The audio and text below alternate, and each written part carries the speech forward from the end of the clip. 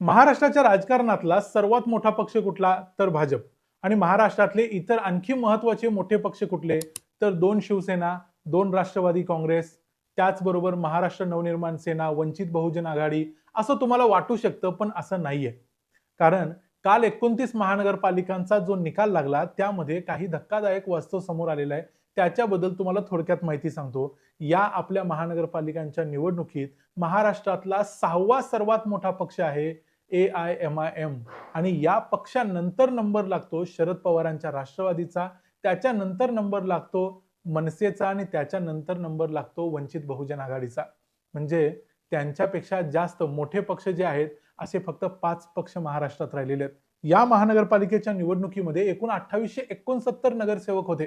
त्यापैकी 1440 नगरसेवक भाजपनं आणलेत, म्हणजे 50% जागा जिंकलेल्या आहेत. त्यानंतर शिंदेंना 404 नगरसेवक मिळाले, अजित पवारांना 164 नगरसेवक मिळाले, त्याच्यानंतर काँग्रेसला 318 नगरसेवक मिळाले, तर AIMIMला तब्बल 126 नगरसेवक या निवडणुकीत मिळालेले आहेत.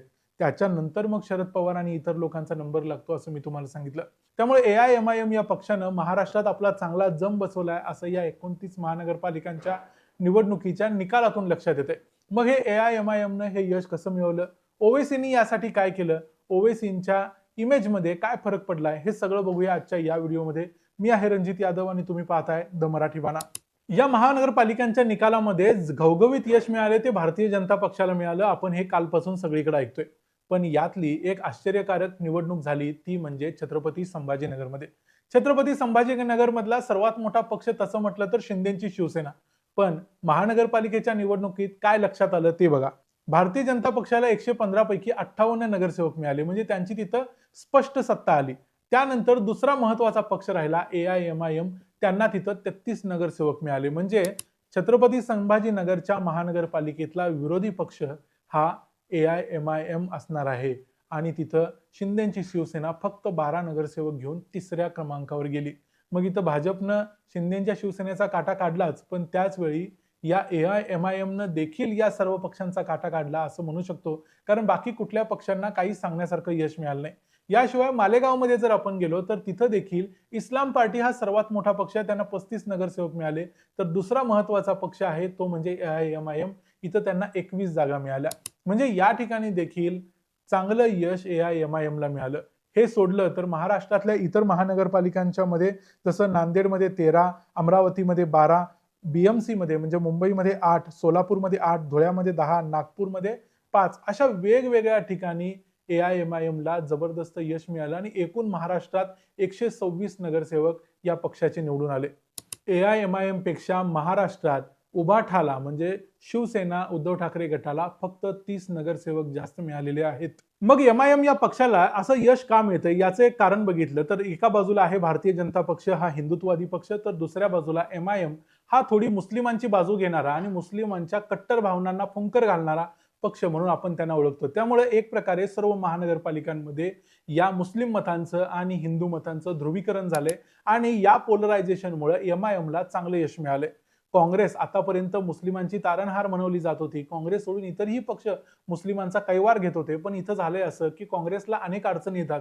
काँग्रेस काही मुद्द्यावर काही स्पष्ट भूमिका घेऊ शकत नाही, पण इथं 3 तलाकचा मुद्दा असो, वक्फचा मुद्दा असो, कुठलाही मुद्दा असो, ओवेसी स्पष्ट भूमिका घेतात आणि जे काही असेल ते धाडधाड धाडधाड बोलून मोकळे होतात. त्यामुळे ओवेसींना आपली भूमिका आपल्या मुस्लिम लोकांच्या पर्यंत पोहोचवणं सोपं जातं आणि म्हणून त्यांना हे यश मिळालंय असं पहिलं कारण सांगता येईल. यातलं दुसरं महत्वाचं कारण आहे ते म्हणजे ओवेसींची फायर ब्रँड पॉलिटिक्स. ओवेसी हे चांगले जहाल भाषण करणारे नेते आहेत. त्यांचे भाऊ अकबरुद्दीन ओवेसी देखील जहाल भाषण करतात. ओवेसींची आणखी एक प्रतिमा म्हणजे ओवेसी अतिशय इंटेलिजंट, अतिशय हायली एज्युकेटेड, वेस्टर्न एज्युकेटेड आहेत. त्यामुळे मुस्लिम समाजामध्ये त्यांची प्रतिमा अशी आहे की अत्यंत शिकलेला आणि कट्टर मुस्लिम असलेला व्यक्ती. त्यामुळे काँग्रेसला ज्या ज्या भूमिका घेता येत नव्हत्या, जसं की काँग्रेसला कधी कधी नॅशनल इंटरेस्टमध्ये एखादी भूमिका घ्यावी लागते आणि बरोबर त्यावेळेला ती मुस्लिमांच्या हिताच्या विरोधात असते, असं कधी कधी राजकारणात चित्र होतं. त्यावेळेला काँग्रेसला काहीच करता येत नाही. त्यावेळेला ओवेसी स्पष्ट भूमिका घेऊन त्यावरती आपलं मत मांडू शकतात. त्यामुळे ओवेसी आणि त्यात त्यांची मत मांडण्याची जी पद्धत आहे ती अतिशय जहाल आहे. त्यामुळे ते कुठल्याही गोष्टीवरती एकदम जहाल भाषेत बोलतात. त्यांचा भाऊ भलेही त्यांच्या भावाला ते महाराष्ट्रात किंवा इतर ठिकाणी फिरवत नसले तरी त्यांचा भाऊ जे काही बोलतो हैदराबादमध्ये बसून त्या सगळ्या गोष्टी वेगवेगळ्या माध्यमातून सोशल मीडियातून प्रत्येक मुस्लिमांच्या पर्यंत पोहोचतील अशी व्यवस्था हा एमआयएम पक्ष करत असतो. त्यामुळे या दोन भावांचं हे जे जहाल फायर ब्रँड पॉलिटिक्स आहे, या पॉलिटिक्सचा मुस्लिम मनाच्या वरती चांगला प्रभाव निर्माण झालाय आणि अनेक शहरांमध्ये अनेक मुस्लिम तरुण हे एमआयएमचे कार्यकर्ते म्हणून घ्यायला स्वतःला पुढे पुढे तयार करतात. त्यामुळे त्यांना चांगलं देखील वाटतंय. ओवेसींची आणखी एक महत्वाची बाजू जी मागच्या वर्षात समोर आली ती म्हणजे ओवेसींचं ऑपरेशन सिंदूर नंतर समोर आलेली नवीन एक इमेज. या इमेजमध्ये ओवेसी पहिल्यांदाच एक कट्टर इस्लामिक नेत्याच्या पलीकडे जाऊन दिसले. ऑपरेशन सिंदूरच्या काळात भारतानं पाकिस्तानचा पराभव केला आणि त्यानंतर खासदारांचं पथक वेगवेगळ्या देशांमध्ये पाठवलं. यामध्ये मिडल ईस्टमध्ये, मध्य पूर्वेमध्ये जे खासदारांचं पथक भारताची बाजू मांडण्यासाठी गेलं त्याचं नेतृत्व ओवेसींनी केलं. ओवेसी या वेगवेगळ्या देशात गेले, त्यांनी पाकिस्तानवर जहरी भाषेत टीका केली, पाकिस्तानच्या नेतृत्वाचे वाभाडे काढले, त्यांची अक्षरशः लाज काढली. म्हणजे या ठिकाणी ओवेसींची एक नवीन प्रतिमा निर्माण झाली, ते म्हणजे कट्टर अँटी पाकिस्तान नेता. आणि ही त्यांची भूमिका, ही त्यांची इमेज फक्त मुसलमानांनाच काय हिंदूंना देखील खूप आवडली.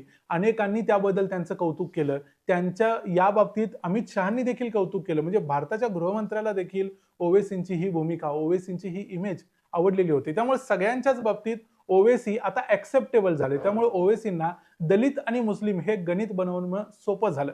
कारण आतापर्यंत ते मुसलमानांचे नेते होते, मुसलमानांच्या बरोबर ते आता दलितांना आपल्या पक्षात घेऊन आले. त्यामुळे दलित प्लस मुस्लिम अशा पद्धतीचं गणित त्यांनी वेगवेगळ्या ठिकाणी जाऊन तिथं बरोबर बसवलं. त्यासाठी त्यांनी प्रचाराची अनेक साधनं वापरली आणि हे सगळं केलं. त्यामुळे ऑपरेशन सिंदूरचा ओवेसींच्या राजकीय जीवनातला जो प्रभाव आहे तो जबरदस्त असणार आहे. अगदी मागच्या 2 आठवड्यापूर्वी देखील ते हाफिज सईदला अशाच पद्धतीने जसं व्हेनेझुएलानं मादुरोंना उचललं तसंच उचलून घेतलं पाहिजे, मारलं पाहिजे अशी भूमिका मांडत होते. त्यामुळे त्यांची ही भूमिका आणि त्यांची ही इमेज प्रत्येकाला ऍक्सेप्टेबल वाटत होती. ओवेसींची आणखी एक जमेची बाजू म्हणजे त्यांचा झंझावाती प्रचार दौरा. ओवेसी अजिबात घरात बसून किंवा हैदराबादमध्ये बसून राजकारण करत नाहीत.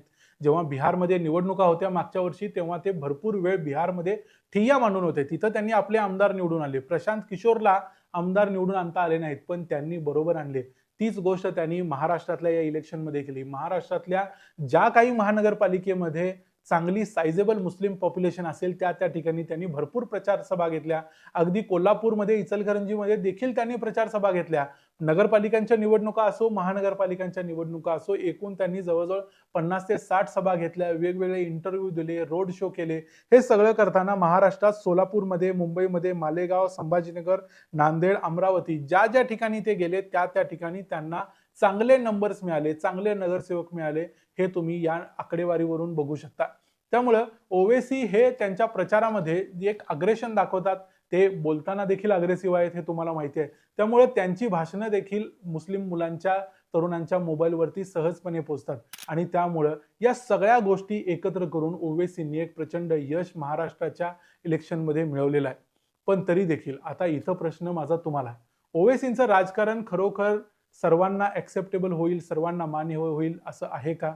ओवेसी खरोखर महाराष्ट्रातलं दीर्घकालीन राजकारण करू शकतील का? ओवेसींचा पक्ष हा मुस्लिमांच्या व्यतिरिक्त इतर सर्व धर्मियांना, सर्व जातीच्या लोकांना एकत्र घेऊन चालेल का? ओवेसींचं राजकारण तुम्हाला मान्य आहे का? ते आम्हाला कमेंट्समध्ये जरूर सांगा. याशिवाय ओवेसींची आणखी एखादी बाजू जी जमेची बाजू या निवडणुकीत ठरली असं जर तुम्हाला वाटत असेल तर ते देखील आम्हाला कमेंट्समध्ये सांगा. विशेषतः मुस्लिम तरुणांनी तुमच्या प्रतिक्रिया आम्हाला कमेंट्समध्ये सांगितल्या तर ते आम्हाला जास्त आवडेल. नक्की काय काय ओवेसींच्या बाबतीत तुम्हाला आवडतंय हे तरी कळेल. हा व्हिडिओ आवडला असेल तर व्हिडिओला लाईक करा, चॅनलला सबस्क्राईब करा. पुन्हा भेटू पुढच्या व्हिडिओमध्ये. तोपर्यंत पाहत राहा द मराठी बाणा. जय हिंद, जय महाराष्ट्र.